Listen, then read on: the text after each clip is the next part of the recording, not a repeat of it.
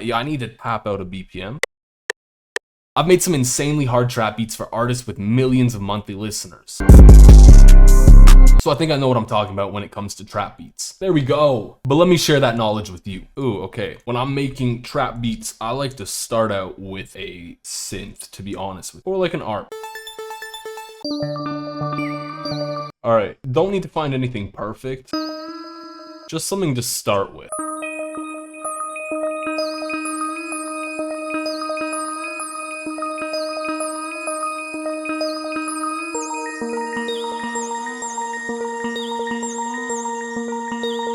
Now we can go down to this fifth. This is super common in trap beats. I'm gonna have to throw some effects on this because I want to make it sound more how I like.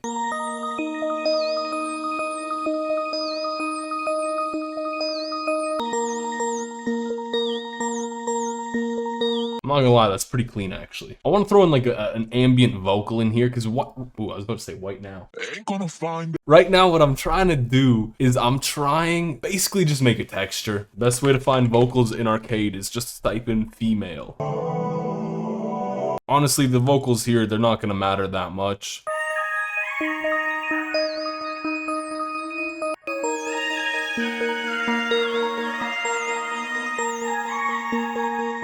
But it's kind of empty and also kind of sucking at the same time. I really need to fill up some depth because what I'm trying to do is I'm trying to make a sample essentially for myself.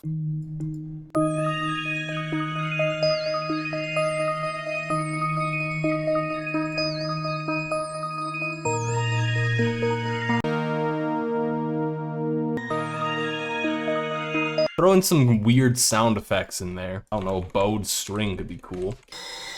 That is kind of cool. It's a little spooky. Honestly, you just want to fill it up with more effect sound. You don't need to think too much. Oh, that's kind of sick. That's really cool.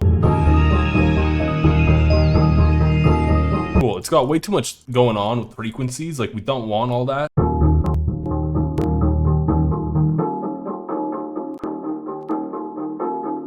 Because again, it's just mainly going for the bounce. That's the most important thing. Your sample doesn't need to be the most crazy show of melody ever. At least as long as you have a bounce, you're good.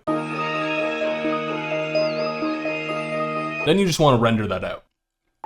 And this is what we're going to be working with now. So first things first, let's just see, like, play around with the time. That's kind of cool. Also, don't forget to play around with the pitch as well.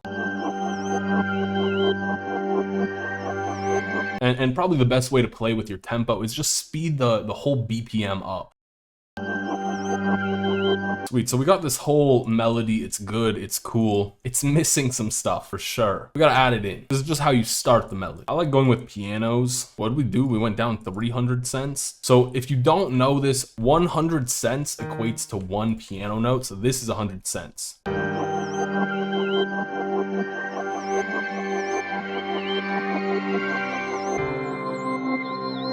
I want to have the chords play very spaciously. And to resolve at the end, I'm going to end on the tonic of the scale.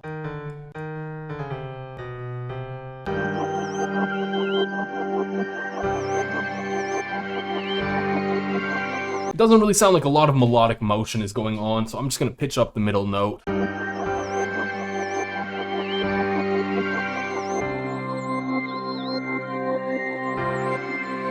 And because I want it to still sound thick, I'm going to bring that back down as well.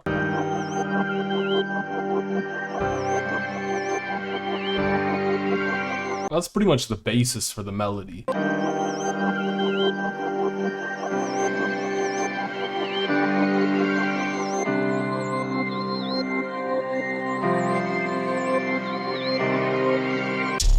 Now, if you want to make your drums punchy, you need to add some kind of saturation. And to do that, all you got to do is just clip your drums a little bit.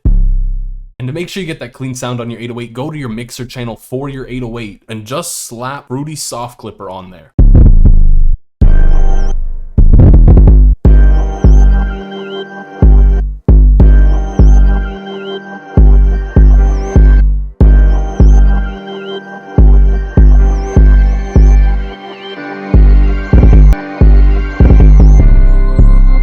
Now Now, to make sure your 808 doesn't do what mine just did, go into your 808 wrench tool, turn on cut cell. This is going to make sure your 808 doesn't overlap. This is cool, but I would love to have a little bit more bounce here. Because the hi-hats are kind of where you want to go hard. And pretty much all you got to do to go hard on your hi-hats is just add in some cool rolls here and there.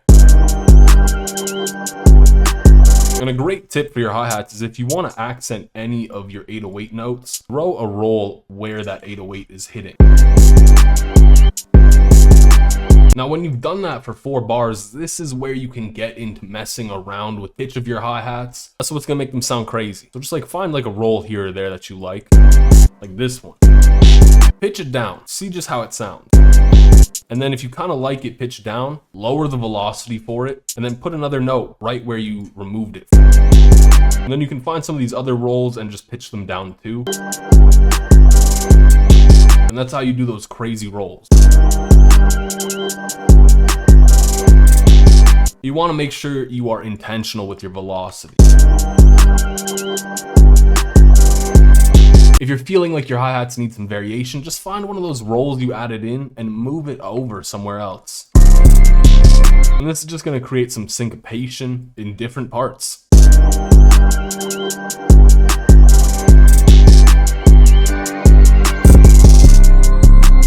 A lot of people don't realize this, but the rest of the trap beat in terms of drums matters a lot. Like your open hat. The way I like to see my open hat is think about it as something that is adding bounce to the clap. So one way I like to add bounce to the clap is by shortening it so that it leads into the clap a little bit more. And you definitely need to throw in some accent snares.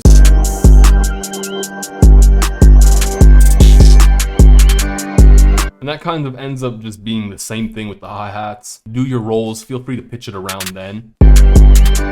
Same with the velocity, and you can even mess around with panning a bit for this.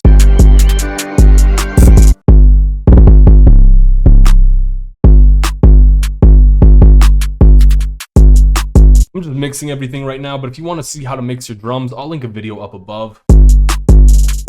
Oh, and also, if you want to add a cool effect to your hi-hats, all you got to do is throw on a phaser. Where the hell is Fruity Phaser? And then just turn the mix knob down. Because the main thing with trap beat as a whole kind of boils down to just rhythm.